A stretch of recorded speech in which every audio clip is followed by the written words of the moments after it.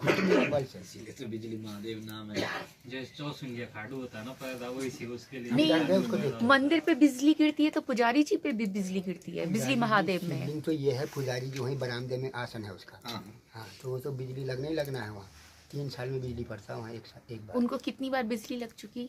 कई 3-4 बजे कई बार लग चुकी है।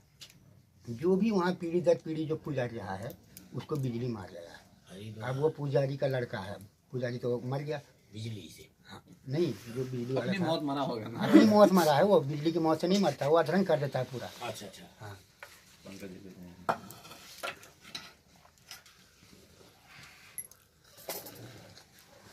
बाबा जी, सबको ना बड़ा वो उत्सुकता रहती है कि जो नागा साधु हैं वो कुंभ मेले में दिखाई देते हैं, फिर वो कुंभ के बाद कहाँ चले जाते हैं? अभी लोग तो है नागा साधु। अब जो है अभी सब नंगे फिरेंगे तो कोई कहेगा साला पागल है। भाई समाज में रहना तो अपना पर्दा करके रहना पड़ता है। अच्छा, ये कारण कुंभ है। मेला में तो जो है अपना जिस दिन शाही स्नान होगा के बाद सब उस दिन हिमालय सब की ओर भस्मी लगा के नंग धड़ंग अपना फूल माला लगा के, हाँ, जब निकलते हैं अपना। अपने जंगलों में गुफाओं में चले जाते हो, देखे आए। सब यही साधु लोग होते हैं, बड़े बड़े मेहनत लोग हैं, बड़े बड़े वो हैं। मैंने 2001 में मिले मुझे एक महाराज ना, मुश्किल से रहे होंगे उसमें 21 और 22 साल के। अब मेरी उम्र लगभग 6 में थी महाराज। तो वो मतलब सिरगा रहे श्रृंग ऋषि की इस पे ना गुफा पर। मैं ही ले गया उनको वहाँ, जब उन्होंने वो रहे पहले जफल के ऊपर जंगलों में।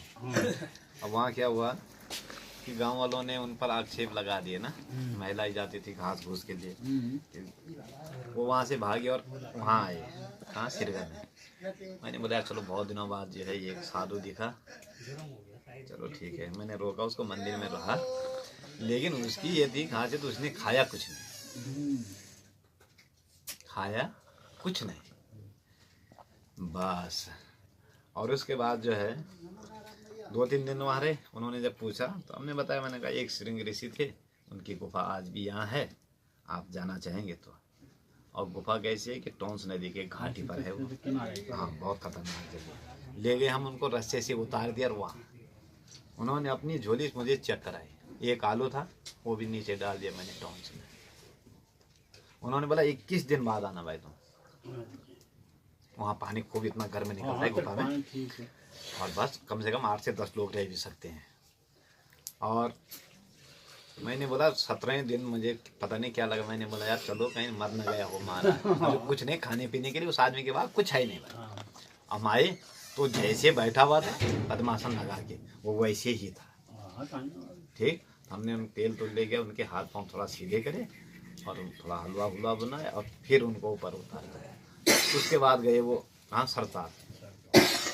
सरताल में वो बिना खाए पिए जीवित रहे कई दिनों तक महाराज। अभी कहाँ है? उसके बाद तो वो जब वो सरताल से आए उतरे वो करीबन 2006-07 में, उसके बाद वो दोबारा आए नहीं इस क्षेत्र में। मतलब मैंने उनको काफी तलाश की, जैसे कहीं देखने के ना कहीं वो, लेकिन वो आए नहीं। पर उनको मैंने पहली बार देखा, हमारा जो मतलब ये भी नहीं, उनका कोई ये नहीं था, बीड़ी नहीं, सिगरेट नहीं, किसी प्रकार का कोई व्यसन नहीं, और खान पान भी नहीं ना। मैंने उनको देखा, मतलब मैं भी रहा उनके साथ 3-4 दिन तक, किसी भी समय मैंने उनको देखा ही नहीं कुछ खाते हुए। पंकज तुम्हारा फोन बज रहा है। पंकज बाबा जी, अच्छा, गुलाड़ी वाले। अच्छा, वो भी अपने आप में काफी ये रहे, वो आज भी हैं, और मतलब करीबन 100 साल के होने वाले हैं। और आज भी जब उड़ते हैं अपनी फुर्ती से चलते हैं, तो मतलब जिस समय उन पर ये होती है, मतलब पैदल भी चल देते हैं कितने भी किलोमीटर। अभी वो हॉस्पिटल में रहे उत्तरकाशी, किसी गवर्नमेंट हॉस्पिटल में। वहाँ उनकी डॉक्टर से थोड़ा अनबन हो गए, तो वो जो है 3 मंजिल से कूद कर करीबन ये लगा दो कि वो क्या बोल रहे थे, हमारा 1200 तक, यानी 30 किलोमीटर पैदल चल दिए। 3 मंजिल से कूद के 30 किलोमीटर तक पैदल चले। चल दिए। उसके बाद मारा डॉक्टर को, हाँ, त्रिशूल से। वो जब सिरगा गए ना माओ जी पहले, तो ऊपर के लोग थोड़ा पहले ऐसे थे ना कि आसानी से किसी को पूछताछ नहीं होती थी महाराज जी। अब क्या हुआ, वो गए मंदिर में बैठ गए। अब बैठ गए तो किसी ने पूछा ही नहीं आप खाओगे पियोगे क्या करोगे। वो भी बैठे रहे, उन्होंने भी किसी को नहीं बुलाया, बैठे रहे। और जब शाम को ऊपर ये होता ना, ढोल बजता है रात को महाराज, बस ढोल बजता है तो क्या होता है कि उन्होंने उसको बुलाया अपने पास, वो मंदिर के पास ही बजाता है ना पूरे गांव के लिए कि खाना पीना खा लिया लोगों ने, अब सोने का समय हो गया है। तो उसने उसको बुलाया, उसने बोला इधर आ भाई, बुलाया उसको अपने, उसने बोला सुन भाई मैं तुझे एक बात बता रहा हूँ और तो बताना मत किसी को। उन्होंने बोला बोलो महाराज क्या बात है। उसने बोला देख भाई तुम्हारे गांव वाले ना तो अभी तक खाने पीने के लिए पूछ रहे हैं ना कुछ, मैं कुछ अगर कर रहा हूँ तो बस तू डरना मत, तो बजाते ही रहे ना, ताकि लोग ये समझें कि आज ये क्यों बजा रहा है इतनी देर तक। उसका समय होता है हमारा बजाने का 10 मिनट 15 मिनट आधा घंटा। अब हुआ क्या कि महाराज जी ने जो है अपना रूप धारण किया और शेर बन के बैठ गए अपने आसन पर, और वो बजाने वाले ही उसकी हालत खराब हुई। उसने बोला ये हुआ क्या, पर वो लगा रहा हमारा। गांव वालों ने जब सुना कि आधा घंटा हो गया रे कंटिन्यू बजा रहा है, ठीक है, लोग एकत्रित होने लगे, क्या बात। अब जो भी आए हमारा वो उसके पास खड़ा हो जाए बागी के पास, और वहां से देखे सामने महाराज जी के आसन पर शेर बैठा हुआ है, गुर्रा रहा है ठीक, इकट्ठे होते गए लोग महाराज। फिर जब महाराज जी ने समझ लिया कि सारे लोग आ गए गांव के अब, ठीक, तब वो जो है अपनी अवस्था में आ गए। तब सारे लोग नतमस्तक हुए, दूध महाराज दूध घी लाइन लगे उसके बाद तो महाराज जी को कई दिनों तक ये बोला आप यहीं रहेंगे। हाँ, वो आज भी है, मतलब आज भी करने में सक्षम है ऐसी चीजें ना। कहाँ रहते हैं? यही यहाँ मठ में है अभी। कौन से मठ में? ये गुंजार गोंदी रास्ता जाता है, गांव का नाम है समाधि मठ। 5-6 किलोमीटर। हाँ 5-6 किलोमीटर और थोड़ा चढ़ना है पैदल।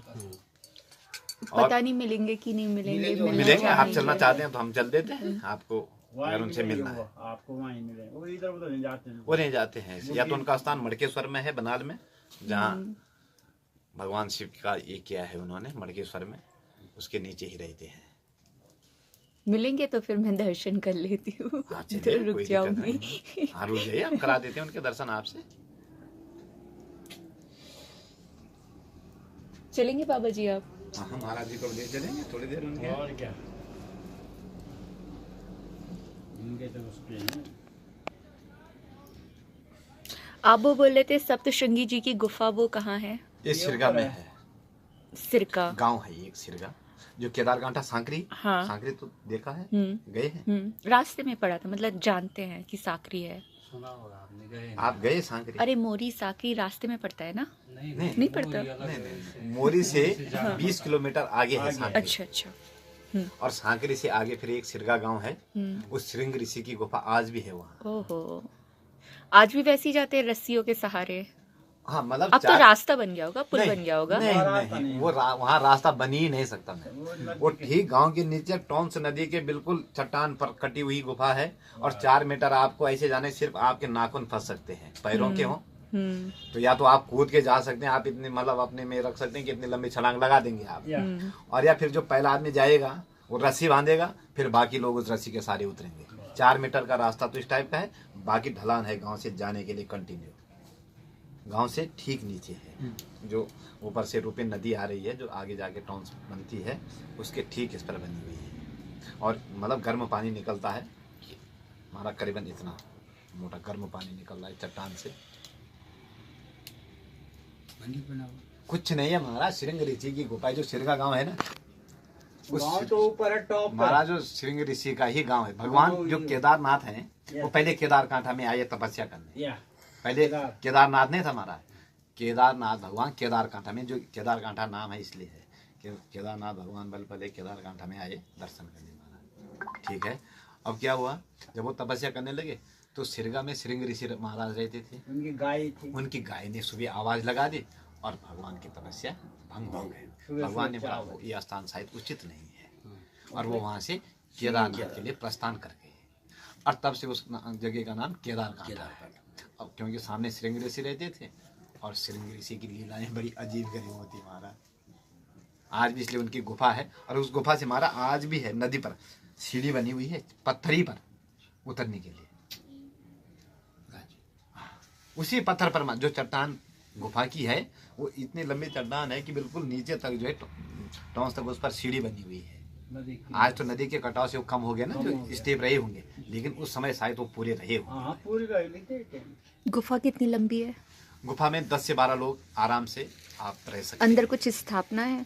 कुछ नहीं है, सिर्फ पानी निकलता है गुफा के अंदर से, गर्म पानी। ओह, इसीलिए वो रहने के लिए सबसे बेटर था गर्म में। हाँ, मतलब वो पूरी वहाँ थोड़ी देर में आदमी जो है पसीने से ये हो जाता है जब वो पानी चलता है ना। ये तो आपको इतनी नॉलेज कैसे है? मैं एजुकेशन डिपार्टमेंट में हूँ, प्राइमरी एजुकेशन। लेकिन आपका कुछ रुझान भी तो रहा होगा रुझान ना? ये है कि मतलब मैं उस क्षेत्र में जॉब किया हूँ। मेरे फर्स्ट अपॉइंटमेंट उसी श्रृंग ऋषि की धरती पर है, सिरगा गांव में। कृपा है आपके ऊपर, तभी वो साधु महाराज सिर्फ आपको हाँ, मिले। बिल्कुल, नहीं तो हाँ, यहाँ मतलब- किसी से पूछो तो किसी को कुछ भी नहीं पता है मुझे, मतलब इस बात को मैं भी मानता हूँ, मुझ पर शायद कुछ, शायद भगवान शंकर की कृपा है या जिसकी भी रही हो, आज भी है। मतलब मैं अगर किसी जगह गया हूँ तो मुझे ऊपर वाले ने कुछ ना कुछ ऐसा ये किया होगा, एटमॉस्फेयर तैयार कि जो मेरे योग्य हो रहा। मतलब अब मैं जानने की कोशिश भी करता हूँ लोगों से, जब गाँव में जाता हूँ, आज भी जाता हूँ, जिस गाँव में जॉब कर रहा हूँ, आज भी मैं उसी क्षेत्र में हूँ, पर थोड़ा अलग गाँव में हूँ। ये मंदिर में योगदान, सबसे बड़ी योगदान गुरु जी का है। नाम क्या है आपका? मेरा नाम बृजमोहन सिंह सजवान है। बहुत अच्छा। मतलब इस मंदिर पर भी, मतलब मैं यहाँ 16 साल बैठा हूँ इस जगह पर, इस मंदिर को देखते देखते, मतलब इसको बनते हुए मतलब मेरे देखते देखते इसने जब अपना रूप लिया तो 22 साल, और मैं यहाँ 16 साल से इसी को देखता रहता था, यार क्यों नहीं बनता होगा, क्यों नहीं बनता होगा। बस इसी की कृपा हुई कि उसने बोला भाई तुम ही आगे आओ जरा। और क्या कुछ उसके ऐसे प्रेमी मिले जिन्होंने हाथ बढ़ाया, बस। गुरुजी का सानिध्य मिला। एक शास्त्री जी हैं जिनका हमें सानिध्य मिला, शिव प्रसाद व्यास जी, संस्कृत विद्यालय में प्रधानाचार्य हैं। बस उनका आशीर्वाद मिला, अब उनके सहयोग से लोगों के लिए थोड़ा यह है कि आने जाने के लिए मंदिर बन गया। प्राचीन स्वरूप कैसा था मंदिर का? ये तो बहुत छोटा था, मतलब इस जगह को देवथल के नाम से तो जानते ही हैं पहले से। ये पानी तो अपने आप ही पहले से ही यहाँ विद्यमान है। शंकर भगवान है तो पानी तो हो गई। हाँ। यहाँ एक यज्ञ वेदी का स्थल भी देखा होगा आपने, हाँ। स्टेडियम के बगल में। नहीं, हाँ, पुरातत्व वालों के पास है। मैंने तो वो नाग के बारे में सुना है कि नाग आता है कुंड में यहाँ पे। बहुत आए, एक नहीं बहुत आए। जब मतलब शुरू में हाँ। मंदिर का ये चला तो बहुत आए। यहाँ एक जज साहब थे, वीरेंद्र कुमार चौबे जी। उनका वो फाउंडर है, समझिए आप इस मंदिर के। मतलब उन्होंने इसको इतना बड़ा ढांचा जो उन्होंने दिया वो उन्होंने दिया। वीरेंद्र कुमार चौबे जी थे और वो हैं बलिया के, वो यहाँ जॉब करते थे। उनको भी बताते हैं कि उन्हें भी स्वप्न आया, स्वप्न में नाग आए कि भाई एक ऐसी जगह ढूंढो जहाँ जो है उसका मंदिर बने। तो उन्होंने जो है ये जगह ये की और उन्होंने लोगों को दिखाई। विश्वास जगाने के लिए ऐसा होता है कि वो मुंसिफ कोर्ट में जज थे, तो एक बार ऐसा कि भयंकर सूखा हुआ, भयंकर सूखा पड़ा क्षेत्र में यही।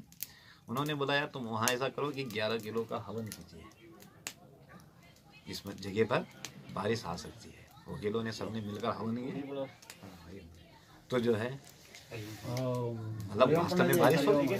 फिर तो लोग- पहले बारिश नहीं हो रही थी यहाँ पे? काफी समय से नहीं हो रही है। जैसे ऐसे होता भी है- होता है पहाड़ों में? हाँ क्यों, बहुत बार होता है। जैसे आजकल अब देखिए अक्टूबर से बारिश ही नहीं हुई, अब लोग बारिश के लिए तरस रहे हैं। आजकल नहीं हुई, 1.5 महीने से बारिश चल रही है, बारिश अक्टूबर से बारिश हुई नहीं। अक्टूबर में हुई थी, लास्ट बार नवंबर गया, दिसंबर लगने वाला है।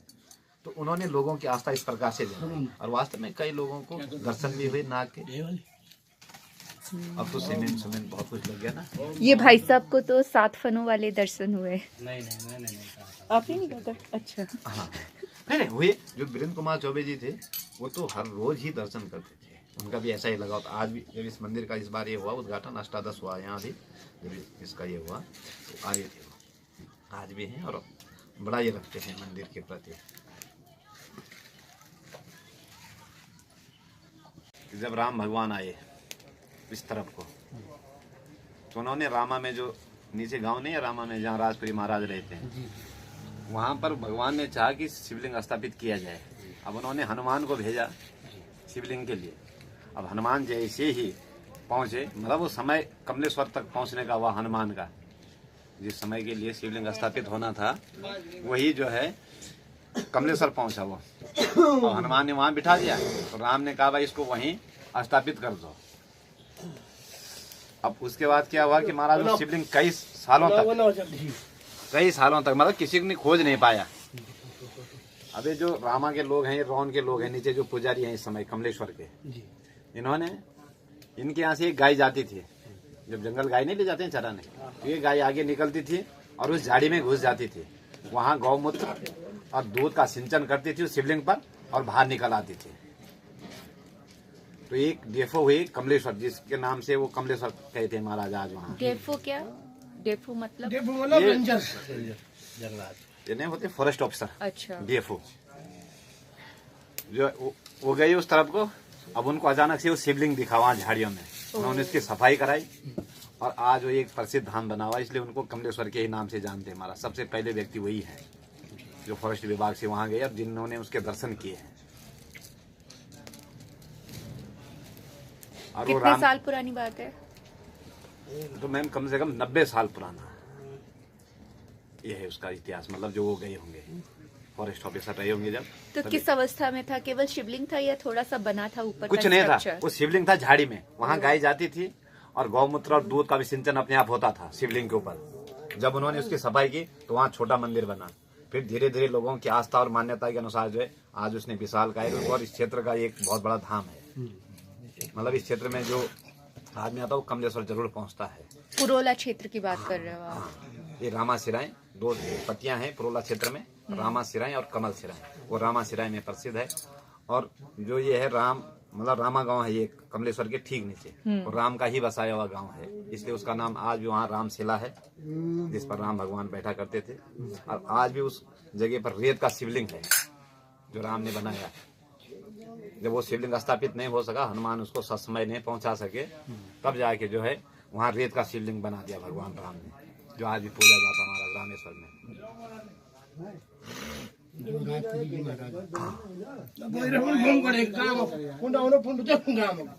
बोलते हैं, संतान गोपाल का पाठ करने जाते हैं। मतलब जिसकी संतान नहीं होती है, मान्यता है कि अगर लोग वहाँ जाएं श्रावण के महीने अपना 3 दिवसीय पाठ करें तो उन्हें संतान की प्राप्ति अवश्य होती है। जैसे गोपेश्वर में जो मंडल गांव है ना, अन्नपूर्णा देवी का मंदिर है ऊपर, कहते हैं जिनकी संतान नहीं है तो आप पैदल चढ़ के जाओ वहाँ पे संतान। यहाँ भी यही है, वहाँ भी वही है। लोग दीपक जलाते हैं, पूरी रात रहते हैं। मतलब अगर उनका दीपक पूरी रात जला तो समझे कि उनकी मनोकामना पूर्ण हो गई। ये तो बहुत अच्छा संकेत है, क्योंकि वहाँ पे तो स्वप्न में देती हैं संकेत। बिल्कुल। लेकिन वहाँ शक्ति है ऊपर मंडल के ऊपर। नहीं होगी शक्ति तो यहाँ भी है, आप जाइए महसूस कीजिए। वहाँ का एक व्यक्ति मैं भी हूँ, जो 3 साल तक मेरे बच्चे नहीं हुए थे। मैंने वहाँ पे अखंड दीपक जलाया और मेरे फिर अगले साल से 2 बच्चे, एक लड़का एक लड़की। एक दिन के लिए अखंड दीपक जलाया? एक रात के लिए, एक रात के लिए होता है ना अखंड दीपक का। ये दीपक ज्योति कराए वहाँ पे, सब कुछ रात रहे, पूरी रात भर जागना पड़ता है आपको। कहने का मतलब आपको उस दिए के ही दर्शन करने पूरी रात भर एकाग्र मन से। मेरी लड़की हो गई, उसके बाद इनका बालक भी हुआ। तो ये अभी तक चल रहा है, अभी तक लोगों के बच्चे हो जाते हैं। अभी भी लोग जो हैं बड़ी आस्था से जाते हैं और लोगों की ये है कि मनोकामना पूर्ण होती है। और जाने का रास्ता पुरोला से है? पुरोला से वाया गुंद्याट गांव जा सकते हैं आप। गुंद्याट गांव से 2.5 किलोमीटर पैदल है।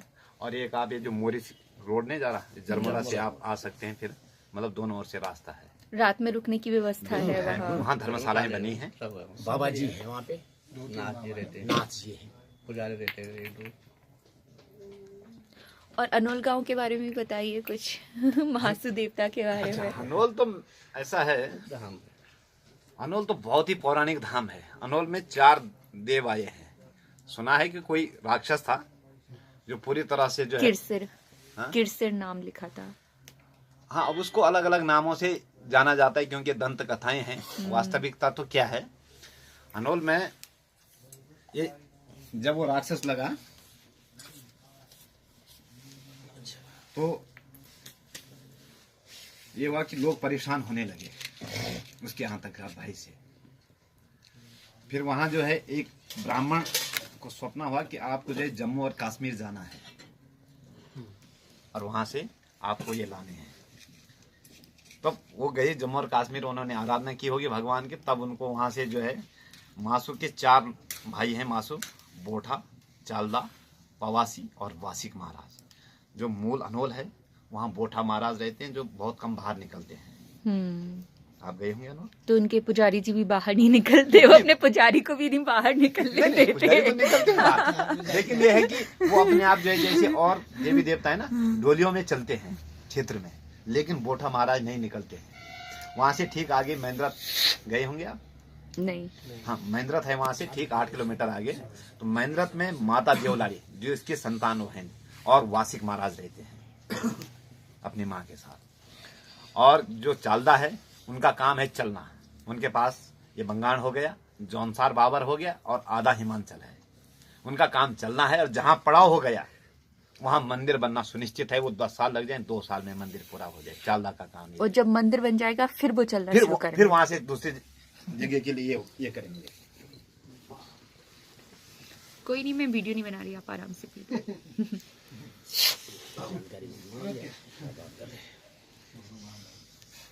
पंडित जी फिर चौथे आ गए। और एक सामने देखे होंगे आपने पवासी महाराज। हाँ।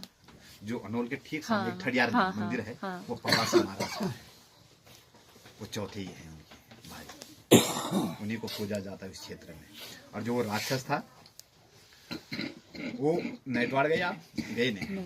हाँ, मोरी जो है ना, एक तो अनोल के लिए गए और एक मोरी से रास्ता जाता है आगे जो केदार कांटा हरकिदुन की ओर जाता है। उस पर आगे मोरी से 10 किलोमीटर आगे एक नैटवाड़ गांव है, वहाँ स्थापित है। मतलब जो उनका सिर काटा होगा उस राक्षस का, तो उसका सिर वहाँ पहुंचा नैटवाड़ में, तो उसको वहीं स्थापित कर दिया गया है। उसकी भी पूजा होती है। उनके यहाँ भी लोग आज मन्नतें मांगने जाते हैं। उनके यहाँ बलि प्रथा आज भी जिंदा है नैटवाड़ में, पोखो देवता के यहाँ। और उन्हें न्याय के देवता के नाम से भी आज भी लोग जानते हैं। जो उनके पास जाता है उनको न्याय जरूर मिलता है। अनोल के बारे में तो हमने इतना ही सुना है कि वहाँ की ये चीजें प्रचलित हैं। आपका भ्रमण कहाँ कहाँ हुआ अभी?